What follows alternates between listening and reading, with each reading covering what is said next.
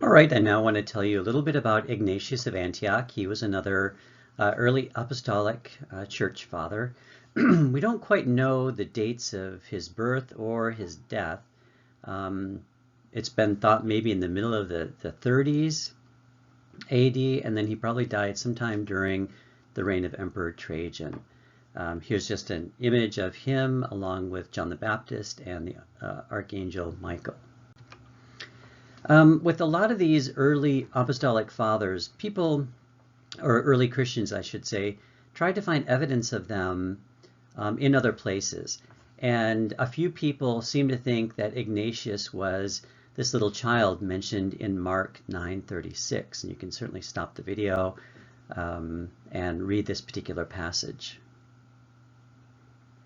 So you can see here what's going on is that Christ picked up a little child and took him in his arms, and then he mentioned this particular child. And according to tradition, this is Ignatius. I just mentioned he died sometime during the rule of Emperor Trajan, and we know that Trajan ruled between 98 and 117, so certainly before 117, Ignatius was killed. And what I should tell you, since I just mentioned he was killed, he, like Paul, was taken to Rome, or supposedly taken to Rome, to be tried for his religion. And what he ended up doing along the way is writing a series of letters to early Christian communities. These are extremely important documents for the study of early Christianity. Again, what they do is they tell us a little bit about these communities, what people are doing, and especially some of the troubles and controversies that these Christians were having. So we've got 7 letters from Ignatius, and what I've done here is just given you the titles. So one title of his letter is to the Ephesians, or to the city of Ephesus, to Magnesia, and so on. We know that some of these letters were written from Smyrna, and the rest of them were written from Troas. But again, what's happening here is that Ignatius was taken away by the Roman authorities, and according to tradition, he was killed in Rome, and more than likely brought into the Roman Colosseum. This is just a shot of the Roman Colosseum. And in case you haven't been to Rome, this is just an image of inside of the Colosseum.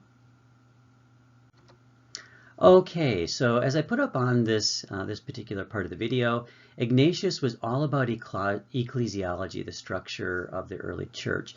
And what I'm going to do is give you a series of texts, like I've done in the previous talks. And what I'd like you to do, of course, is to stop the video, read the texts, and then we can discuss them. So what you have here is part of his letter or epistle to the Magnesians, a city of Magnesia, and this is chapter 6.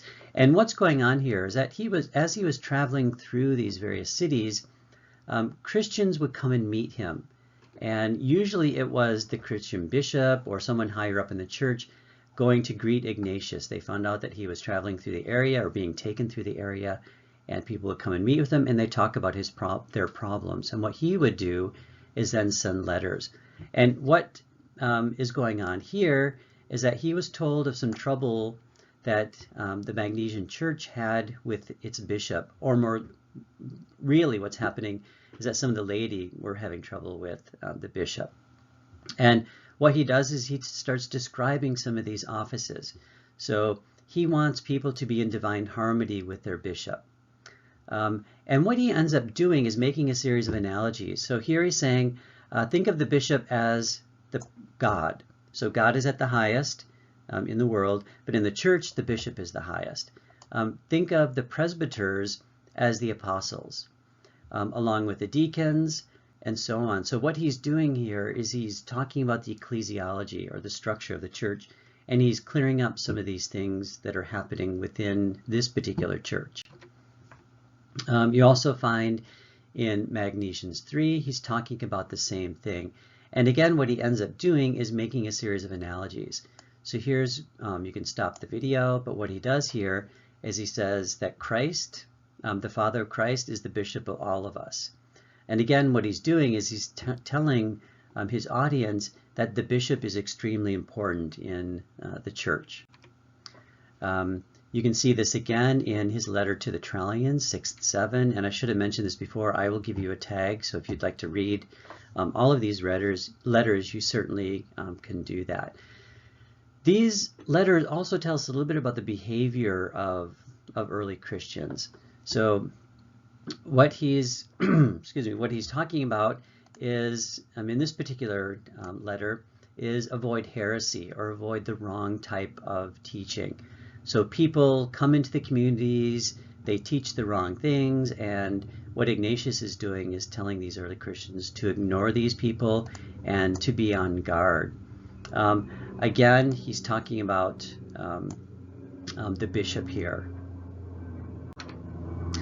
Okay, again, you find his letter to the Smyrnians. This is from chapter 8. And again, you see this constant message throughout a lot of his letters. Follow the bishop, even as Christ does the Father. And the presbyters you with the apostles. He's mentioned this before. And revere the deacons. Let no one do anything connected with the church without their bishop. So again, he's pushing this idea that the bishop is the head of the church. And again, you see this in his letter to the Ephesians, especially what he's doing here is he's citing 1 Corinthians 1:10. You may be perfectly joined together in the same mind and in the same judgment, and so on. And he's saying this is what happens. You have to be subject to your bishop in the presbytery, so that the church functions the way that it should. What's really interesting about the letters of Ignatius is he writes about all these different positions in the church, but he doesn't mention the prophets. So remember the prophets, teachers, and apostles, those three offices in the church. He doesn't mention them, and it's possible that he wants them gone, because I had mentioned that these prophets and the teachers, both of these groups come into different communities and they cause trouble. So Ignatius isn't even mentioning these prophets, probably because they've caused so much trouble, he doesn't want to recognize them. Another thing that's interesting about the letters of Ignatius is that he really pushes for what I've called here the supremacy of the Bishop of Rome. So in all of these Christian communities, you've got these bishops popping up who are leading the communities. Some started thinking that they were more important than the others. Now, Rome was always an early contender for the most important church because of Peter. So if you remember from your New Testament, Christ gives Peter the keys to his kingdom, and then Peter goes to Rome and is killed. So those who come after Peter, those bishops who come after Peter, believe that they were more important than the rest of them. And if you read through this passage, you can see that Ignatius says the exact same thing. So the person who is running the church in Rome is more important than the rest of the bishops throughout Christianity. You also find some really interesting Christology in Ignatius.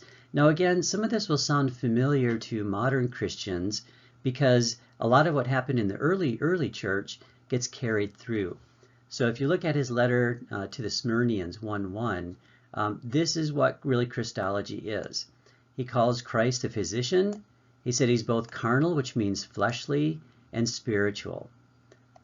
He's both born to a woman and unborn, meaning from God, and so on. You can see that he's sprung from Mary and from God.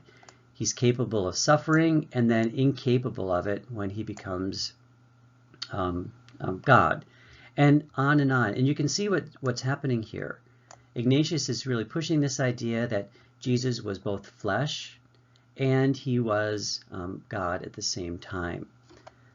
This was important. We talked about this a few talks ago about how some people would look at some passages from the New Testament and believed that Christ was a ghost or not real, or he seemed to be a person. The Greek word is dokeo.